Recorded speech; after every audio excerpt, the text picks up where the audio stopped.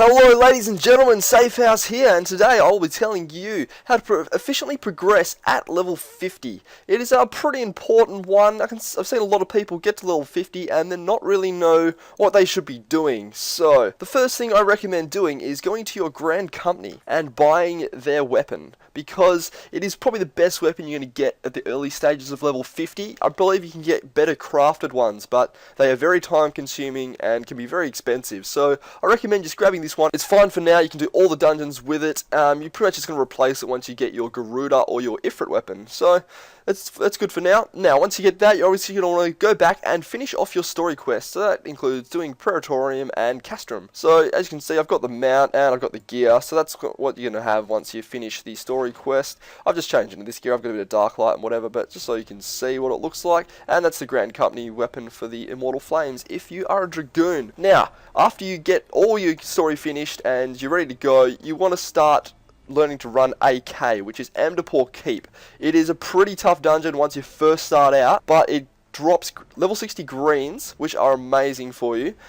Just really good for replacing the gear and getting you ready for that high level content. And it also gives you 40 myth tomes for a run and 80 philo tomes. Your philo tomes are used to trade in for dark light gear, and your myth tomes are used to trade in for the next tier art, which is your top tier gear in Final Fantasy XIV: A Realm Reborn. So you can only get 300 myth tomes a week though. So you get 40 per run, so you have to do 8 runs per week in order to cap out your myth tomes. That is the pretty much most important thing you get from this video. Make sure you cap out your tomes every single week. For me, they reset at between 11:30 and 12 Monday night, which is GMT plus 8. I'm not sure if it's different for other servers or anything like that, so you just have to check for yourselves when it actually resets. But if you are new to AK, I have guides for every boss in there. You can click on any of these. They're going to open a new window, so they're not going to disturb this video. If you're stuck on any of those bosses, I recommend you check them out, especially Demon Wall, because you're going to need to know what is going on there. Now, once you've run your AK, you've got your 300 myth tomes, and you'll have a few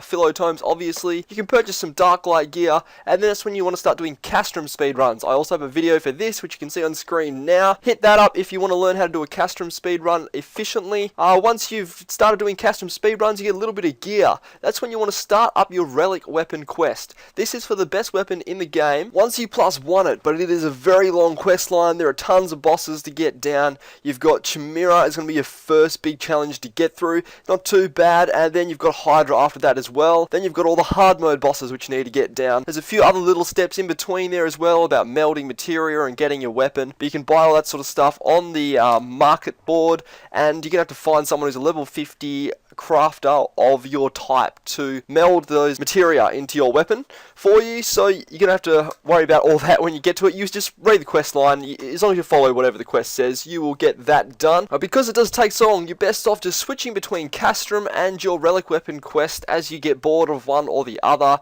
It's just a good way to keep getting geared up and keep progressing through that relic weapon quest, and obviously still getting your 300 myth tomes every single week. Now, to talk a little about Ifrit hard mode, it's not too bad of a dungeon. That's going to be like your first hard mode that you do. You don't really need too much gear as long as you've been running a little bit of AK and Castrum. You've got a couple dark light pieces. It's not going to be a huge issue. For Garuda though, you're going to wait until you have mostly dark light armor, because it is going to be a pretty tough fight. And yeah, it's a bit of a gear check, so make sure you've got that gear first.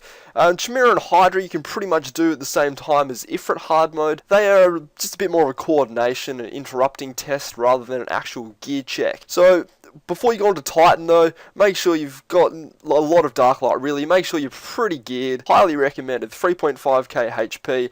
Even if you have to respec and chuck in some vitality, just because you need the HP to get through the fight. It's the stuff you can't avoid with the stomps that you need to be able to survive through. Also, make sure you aren't spending your myth tomes that you're getting 300 per week, because you need 900 tomes to buy either your chest piece or +1 your weapon.